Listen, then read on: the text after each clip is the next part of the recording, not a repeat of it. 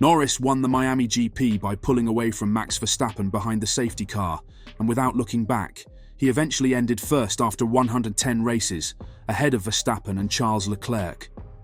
However, the FIA and stewards intervened many times during the weekend. The stewards issued 120 seconds of penalties and 7 penalty points at the Miami Grand Prix, which included the sprint race. Carlos Sainz's fourth-place finish was put into question owing to a probable penalty for contact with Oscar Piastri, who sustained front-wing injury during the battle. His front wing needed to be replaced, and the Australian gained no further points. But Sainz wasn't the only Spanish driver getting penalties from the FIA. The Saturday of the Miami Grand Prix was pure mayhem, resulting in a brawl between many drivers and the FIA over questionable decisions made during the sprint race. This began with Fernando Alonso indicating that he believes the Miami Grand Prix weekend shown how nationality matters in F1 investigation outcomes, and that he plans to discuss his concerns with FIA President Mohammed Ben Sulayem. However, this was not the only problematic choice made throughout the weekend, and it is worth noting that Lewis Hamilton was involved in almost all of them. Alonso and Hamilton collided in the first turn of the sprint in Miami, forcing Lando Norris and Lance Stroll to retire from the race. At the start, Norris was on the outside close to his Aston Martin teammates, creating a 3-for-1 situation. Hamilton made it 4. At turn 1, the Mercedes driver collided with Alonso. He immediately informed Mercedes that he had noticed a gap and had gone for it, but observers quickly pointed out that he had used the Aston Martin as a brake point. The stewards, however, chose not to penalise Hamilton because they believed he was not solely responsible for the incident and had just contributed to it. From the video evidence, it appeared that there were at least 3 collisions that occurred. The first between cars 14, Alonso, and 18, Stroll, and then between car 44, Hamilton, and car 14, and finally between car 18 and car 4, Norris.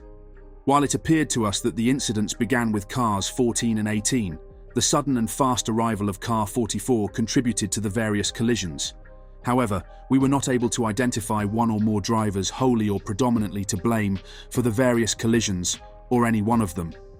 Also keeping in mind that this was in turn 1 of lap 1, where greater latitude is given to drivers for incidents, we took no further action. So Alonso, who complained loudly this year about penalties he received in the Australian and Chinese Grand Prix sprints, claimed he felt singled out after Lewis Hamilton evaded penalty following an opening lap accident in the Miami sprint. When asked if the FIA should give a punishment, Alonso said, "We'll see what they decide. I guess they won't decide anything because he's not Spanish, but I think he ruined the race for a few people, especially Norris, who had a very fast car and was out in that incident. Maybe today I didn't get penalised, but I always get penalised," he said. "Today the same thing, I was behind Ocon, I could maybe take a risk and overtake him, but logically I don't take the risk to avoid being penalised. So I tried to complete the race, which is 19 laps, and go back to the team to talk about the changes.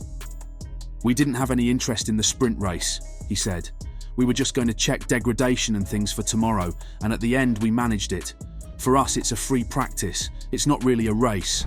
After this all transpired on lap 1, Hamilton was in a massive brawl with Magnussen for the rest of the race, resulting in far too many too close occasions and a slew of penalties. Kevin Magnussen says his 4 Miami Grand Prix Formula 1 sprint race penalties were well deserved for his stupid tactics against Lewis Hamilton, but he believes his actions saved Haas points. "All the penalties were well deserved," Magnussen said after the race. "No doubt about it. But I had to play the game again. I was in a very good position behind Nico there. At the beginning of the race, I gained a lot positions, was up in P8 and protecting well from Lewis because I had DRS from Nico and had good pace. But then Nico cut the chicane and I lost the DRS on lap 6 in an incident that was not investigated. Nico could have given that back to give me the DRS to protect, because then we would have easily been P7, P8. Instead, I was really vulnerable to Lewis and we started fighting like crazy. I started using these stupid tactics, which I don't like doing," he added. "But at the end of the day, I did my job as a team player. Nico scored his points because I got that gap for him. Lewis and Tsunoda couldn't catch him. Not the way I like to go racing at all, but was what I had to do today." On Sunday's race, the officials had penalised Carlos Sainz after an altercation with Oscar Piastri. The FIA ruled that Sainz lost control of his car during the bend, but not severely so. As a result, the Spaniard will get a 5-second penalty and 1 penalty point, as opposed to the customary 10-second punishment and 2 penalty points. As a consequence, Sainz slips from 4th to 5th position, while Sergio Perez advances from 5th to 4th. Sainz finished 4th after a lengthy duel with McLaren driver Piastri, who had overtook Leclerc to run 2nd early on until a safety car intervention altered the race's strategic picture, allowing Lando Norris to win his maiden Formula One race. Following several radio conversations requesting why no penalty was enforced, Sainz returned to the attack after being told that no more investigation would be done. Following an investigation, the stewards determined that Sainz was culpable for causing a collision and handed him a 5-second penalty and 1 penalty point. The stewards' report read, "It was clear to us that car 55 was to blame for the collision. In the overtake attempt, car 55 braked late, missed the apex, and in the process lost the rear, with the resulting collision. Although car 81 was trying to turn in to counter the overtaking attempt, car 81 gave sufficient room to car 55. In the circumstances, we find car 55 to be predominantly to blame for the collision." The report did stress, however, that mitigating factors caused the incident, adding, "The fact that but for the slight loss of control of the rear by car 55, the collision would likely not have happened, and it would have been hard but good racing. The standard penalty for a collision is 10 seconds with 2 penalty points. In light of the mitigating circumstances, we therefore impose a 5-second time penalty with 1 penalty point." Sainz claims he suffered significantly as a result of several crashes with other drivers. "I think today everyone was racing very hard. First Checo at the start, like they said in the old days with Seb Vettel. He came like a torpedo and nearly took us all with him and lost me 2 positions. From then on, I was very quick. I saved my tyres and didn't catch the safety car for 1 lap, which could have given us the win. Then frustrated with Oscar, because he clearly pushed us off track and cost us to lose time with Charles and Max. I saw the stewards were not being very aggressive today with penalties, so I had to be aggressive to send it." Sainz admitted to having troubles over the team radio at the end of the race. This was due to communication with Piastri. "Yes, we had contact twice today. Once because of his late braking, pushing me off the track, and then me with my late braking, locking the rear tyres and losing the rear. But I don't know how much damage I had. I was pretty quick at the end, same pace as Lando, so hopefully I didn't have too much." First of all, congratulations to Lando. I'm truly happy for him.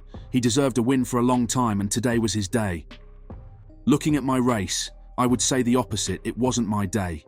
The start was very good, but I went from P2 into turn 1 to P4 after having to avoid Perez. From there, I was on a DRS train for some laps and decided to open the gap, take care of the tyres, and extend my first stint to try something different. Unfortunately, the safety car came out the lap after I pitted, and we lost a chance to lead the race. It is what it is. However, I'm quite happy with my race because the pace was very strong, and at the end of the day, we scored good points for the team. On to the next one. We see the FIA getting involved a lot in the last races, handling a lot of penalties, some of which are pretty strange for some drivers. What do you think? Is Fernando Alonso right about questioning the FIA's preferential decisions? And what about Sainz's penalty? Who do you think was to blame here? Let us know in the comments section down below.